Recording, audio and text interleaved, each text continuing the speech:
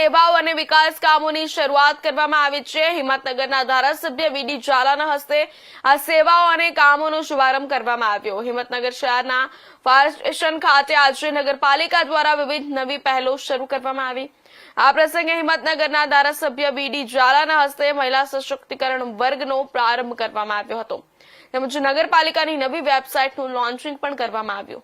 તે ઉપરાંત catch the rain અભિયાન અંતર્ગત ટ્યુબવેલ રિચાર્જ સિસ્ટમ ઇન્સ્ટોલેશન કામગીરીનો પણ શુભારંભ કરવામાં આવ્યો। સાથે સાથે ઘન કચરા સાઇટ ખાતે સ્ટ્રે ડોગના વેક્સિનેશન અને કેસ્ટ્રેશન સેન્ટરના બાંધકામનું ખાતમુહૂર્ત પણ કરવામાં આવ્યું। આ કાર્યક્રમમાં હિંમતનગર પાલિકાના પ્રમુખ વિમલ ઉપાધ્યાય, કારોબારી અધ્યક્ષ જીનલ પટેલ, વિવિધ સમિતિના ચેરમેન અને સદસ્યો ઉપસ્થિત રહ્યા હતા।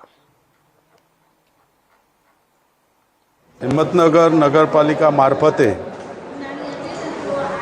હિંમતનગર નગરપાલિકા વિસ્તારમાં દરેક જાતની માહિતી દરેક નાગરિકને એટલે પોતાની મિલકત સહિત અન્યત્ર માહિતી મળી રહે માટે એક નવી વેબસાઇટ શરૂ કરી છે। આજે એનો પણ આજે લોન્ચિંગનો કાર્યક્રમ હતો।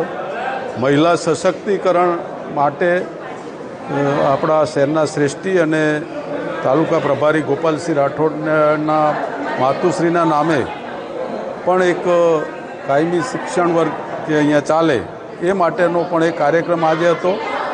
એક બીજો કાર્યક્રમ અહીંયા જે ઘન કચરા બાબતના નિકાલ માટેનો જે એક રૂમ બનાવવાની છે એનો પણ કાર્યક્રમ છે। એમ કુલ 4 પ્રકારના અલગ અને કેચ ધ રેઇન જે વડાપ્રધાન સાહેબ અને મુખ્યમંત્રી સાહેબનો જે પ્રોજેક્ટ છે કેચ ધ રેઇનનો પાણી ઉતારો બાબતનો એ માટેના જ કુલ 4 પ્રોગ્રામનું આજનો અહીંયા આયોજન કરવામાં આવ્યું હતું અને બહુ સફળતાપૂર્વક માનનીય નગરપાલિકાના પ્રમુખશ્રી, ઉપપ્રમુખશ્રી, કારોબારી અધ્યક્ષશ્રી, બાંધકામ ચેરમેનશ્રી, ચીફ ઓફિસરશ્રી, સમગ્ર ટીમ અને ભારતીય જનતા પાર્ટીના તમામ જિલ્લા તથા તાલુકા અને શહેરના હોદ્દેદારો પણ ઉપસ્થિત હતા। સર્વે કોર્પોરેટર મિત્રો પણ હાજર હતા અને નગરજનો પણ હતા અને એ બધાની હાજરીમાં આજે સરસ મજાના કાર્યોની છણાવટ થઈ।